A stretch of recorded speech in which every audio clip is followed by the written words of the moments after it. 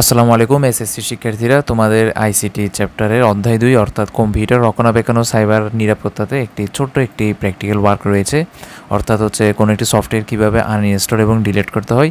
তো এখানে তোমাদের টপিকের মধ্যে সফটওয়্যার ইনস্টল সম্পর্কে একটু হালকা করে বলেছে এবং সফটওয়্যার আনইনস্টল এবং সফটওয়্যার ডিলিট কীভাবে করতে হয় পারমানেন্টলি, সেগুলো প্র্যাকটিক্যালি এখানে দেখিয়ে দিয়েছে স্ক্রিনশট দিয়ে। তো আমি আজকে ডিরেক্ট প্র্যাকটিক্যালি দেখিয়ে দিচ্ছি কীভাবে কী করতে হয়।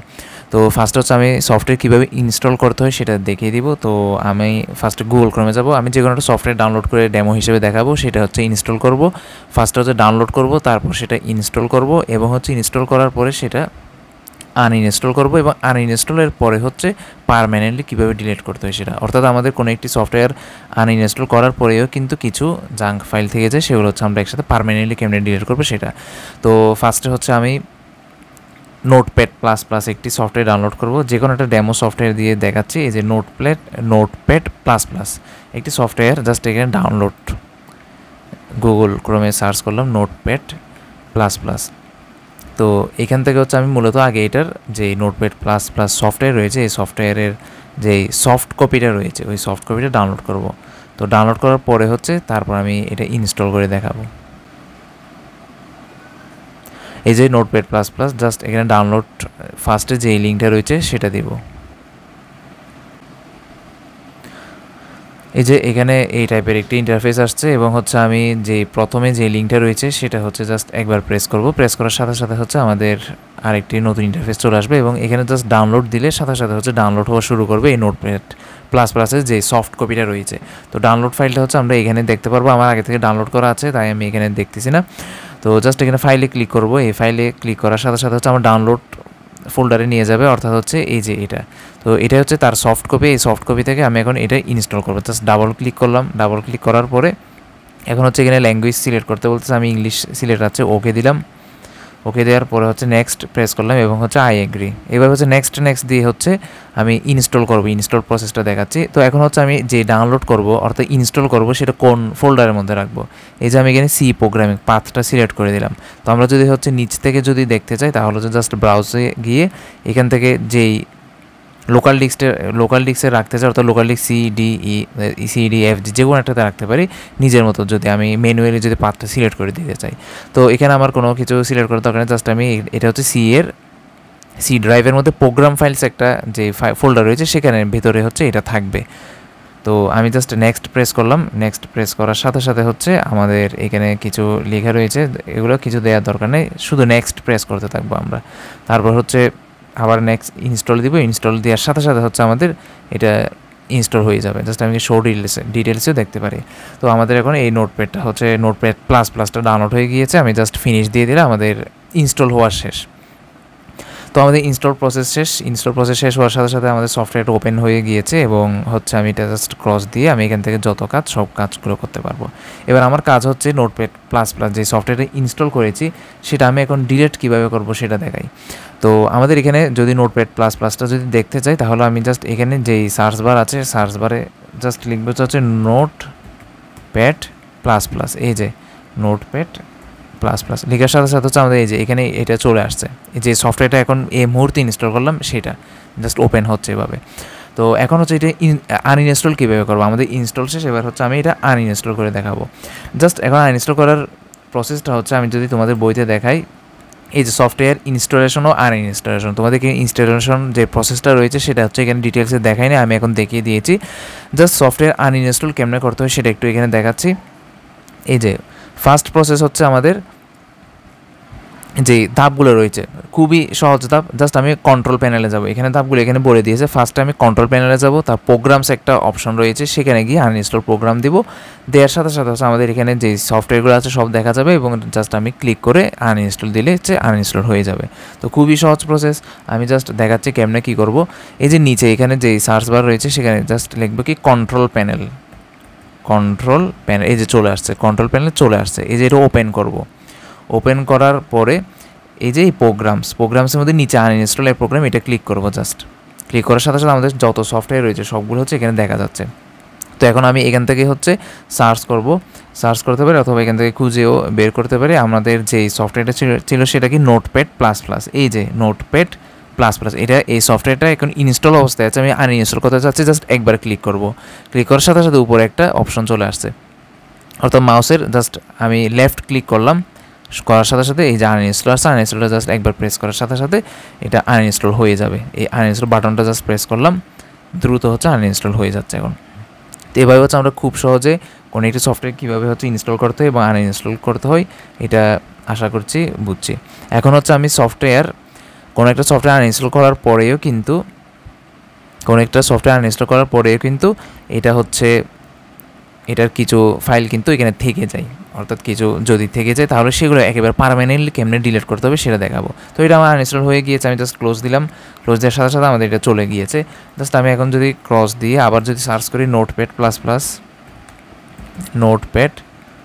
লিখার পরে কিন্তু এটা আসতেছে না, আমাদের এই যে সফটওয়্যারটা একটু আগে শো করছিল এখন দেখাচ্ছে না। তো এটা হচ্ছে পারফেক্টলি আনইনস্টল হয়েছে। এখন আনইনস্টল হওয়ার পরে কিন্তু কিছু জাঙ্ক ফাইল থেকে যায়, সেটা কেমনে আমরা রিমুভ করব।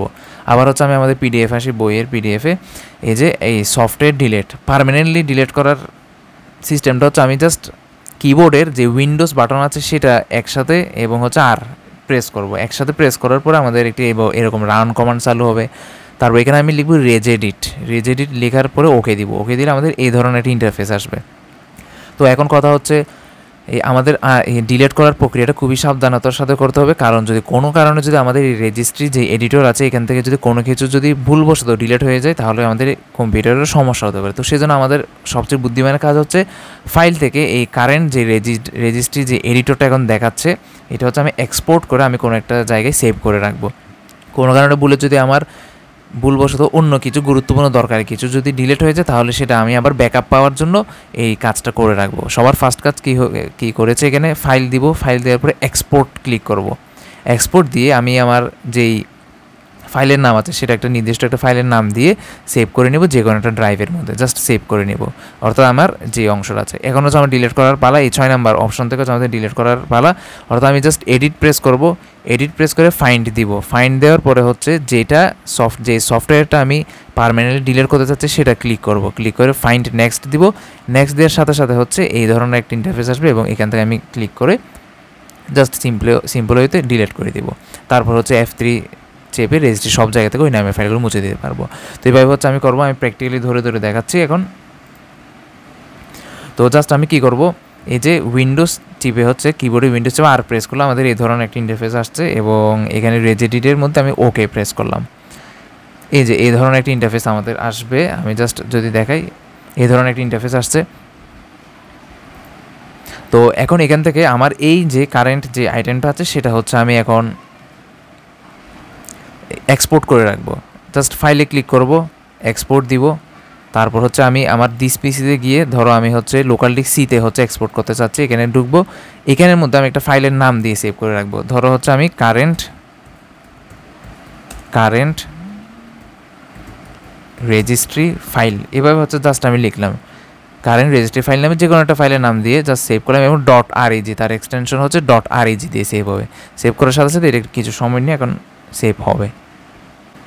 তো আমরা যদি এইখানে আমাদের দিস পিসিতে যাব, তারপর লোকাল ডিস্ক সি যাব, এরপর হচ্ছে এই যে খেয়াল করে দেখি এই যে কারেন্ট রেজিস্ট্রি ফাইল .reg এই ধরনের একটা .reg এক্সটেনশনযুক্ত একটা আমাদের যেই পুরনো জিনিসটা রয়েছে সেটা। এখন ধরো কোনো কারণে যদি তুমি ভুলবশত ডিলিট করার প্রসেসে যদি কোনো কারণে যদি এখানে ভুল করে ফেলো তাহলে কোনো সমস্যা নেই, আমরা হচ্ছে এই কারেন্ট যে অংশটা আছে আগের এই অংশটা হচ্ছে আমি এখানে ব্যাকআপ নিয়ে রেখেছি, জাস্ট সেভ করে রেখেছি। এখন কোনো কারণে যদি ভুলে আমি এখানে আবার ডাবল ক্লিক করলে হচ্ছে আবার আগের ফাইলটা হচ্ছে আমি কি ব্যাকআপ পেয়ে যাব, ব্যাকআপ হিসেবে সেভ রাখলাম, এটা সবচেয়ে সেফ জোন। এখন হচ্ছে আমার ডিলিট করার পালা। ডিলিট করার জন্য কী করতে হবে, আমার নোটপ্যাড প্লাস প্লাসের কিছু অংশ ডিলিট করতে হবে। কী করবো, একেবারে পার্মানেন্টলি ডিলিট করার জন্য এই ফাইলের পাশে একটা এডিট অপশন আছে না, এডিট অপশন প্রেস করব, তারপরে নিচে গিয়ে ফাইন্ড দিব। আচ্ছা, আরেকটা কথা বলে রাখি, আমাদের মেইনলি ডিলিট করার জন্য এই যে এইচ কি কারেন্ট ইউজার এবং হচ্ছে এইচ কি লোকাল মেশিন এই দুইটা থেকেই হচ্ছে রিমুভ করা ভালো। আর রুট, তারপর হচ্ছে ইউজার্স এবং কারেন্ট কনফিগ এগুলো থেকে ডিলিট না করা ভালো, অর্থাৎ হচ্ছে আমাদের এই দুইটা থেকে ডিলিট করলে হবে। জাস্ট আমি এখানে একবার প্রেস করলাম, তারপর হচ্ছে এডিট দিব, ফাইন্ড দিব, তারপর আমি কি ফাইন্ড করতে চাচ্ছি, notepad plus plus, just notepad plus plus দিলাম, দেওয়ার সাথে সাথে হচ্ছে আমি ফাইন্ড নেক্সট দিব। এবার হচ্ছে কিছুক্ষণ সার্চিং করবে, তো সার্চ করার পর নোটপ্যাড প্লাস প্লাস আছে কিনা সেটা দেখবে। এই যে আমি খেয়াল করো এই সাইডে আমাদের যে অ্যাপ লিস্ট রয়েছে এখান থেকে হচ্ছে আমাদের একটা অপশন দেখা যাচ্ছে, এই যে এটা হচ্ছে নোটপ্যাড প্লাস প্লাসের একটা অংশ আর কি। হ্যাঁ, তো এই অংশটা হচ্ছে আমাদের ডিলিট করতে হবে। তো আমি যদি এখন ডিলিট করতে চাই, জাস্ট এটা হচ্ছে একবার প্রেস করব, প্রেস করে মাউসের হচ্ছে জাস্ট আমি রাইট ক্লিক করব, রাইট ক্লিক করে ডিলিট অপশনটা দেব। তো deleting certain registry values could cause system instability, are you sure want to permanently delete this value, এটা হচ্ছে আমাদের একটা পারমিশন চাচ্ছে, জাস্ট আমি ইয়েস দিয়ে দিব। এই যে আমাদের ডিলিট হয়ে গিয়েছে একেবারে ফুল ক্লিয়ারভাবে। এখন হচ্ছে আমাদের আরেকটা রয়েছে না, আমি দুইটা অংশ থেকে রিমুভ করতে বলেছি, তো কোন অংশ থেকে আমি রিমুভ করব, আরেকটা কারেন্ট ইউজার থেকে করে ফেলেছি, এখন হচ্ছে লোকাল মেশিন থেকে করতে হবে। জাস্ট এটা একবার ক্লিক করবো এইভাবে মাউসের লেফট ক্লিক করার পরে হচ্ছে আবার হচ্ছে সেম নিয়মে এডিট দিব, তারপর ফাইন্ডে প্রেস করব, নোটপ্যাড প্লাস প্লাস লেখা থাকবে, লিখব, ফাইন্ড নেক্সট দিব, আবার সার্চ করবে এখানে আছে কিনা দেখবে। তো সার্চ করার পরে হচ্ছে আমাদের যদি নোটপ্যাড প্লাস প্লাস থেকে থাকে তাহলে ওখান থেকেও আমাদের রিমুভ করতে হবে, অর্থাৎ ডিলিট করতে হবে পারমানেন্টলি।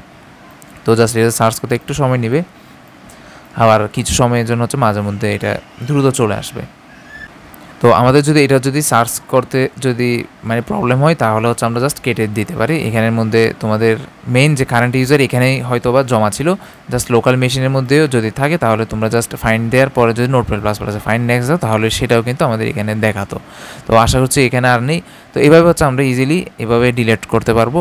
তো খেয়াল করে দেখো, আমি জাস্ট এখানে কম্পিউটার অবস্থায় প্রেস থাকা অবস্থায় যদি আমি এডিটে গিয়ে যদি আমি ফাইন্ড প্রেস করি, এই যে ফাইন্ড নেক্সট দিই, তাহলেই আমাদের এভাবে হচ্ছে এই নিয়মে সার্চ হবে, সার্চিং দ্য রেজিস্ট্রি। তো এখন একটা জিনিস খেয়াল করে দেখো, যে নোটপ্যাড প্লাস প্লাসের যে জিনিসগুলো রয়েছে সেগুলো আমাদের পার্মানেন্টলি হচ্ছে সব জায়গা থেকে ডিলিট হয়ে গিয়েছে। আমাদের মেনলি এই কারেন্ট ইউজারে জমা ছিল, যদি লোকাল মেশিনেও যদি জমা থাকতো, অর্থাৎ হচ্ছে আমি তো নোটপ্যাড যে প্লাস প্লাস যে সফটওয়্যার রয়েছে এই সফটওয়্যার তো আমি ডাউনলোড করার সাথে সাথে আনইনস্টল করে দিলাম।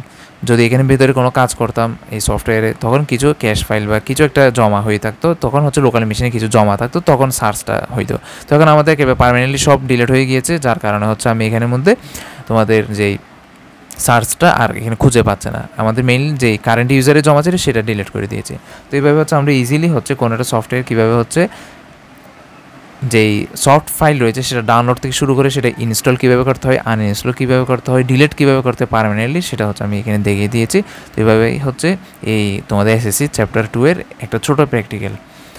তো এই ধরনের যত ধরনের আরও প্র্যাকটিক্যাল রয়েছে এই প্র্যাকটিক্যালগুলো প্রত্যেকটা ধরে ধরে হচ্ছে দেখিয়ে দিব, আর বাকি যেগুলো রয়েছে সেগুলো সবগুলো হচ্ছে আমাদের এই থিওরি টাইপের সব ধরনের জিনিস। তো এটা ছিল আজকের ভিডিও। আসসালামু আলাইকুম।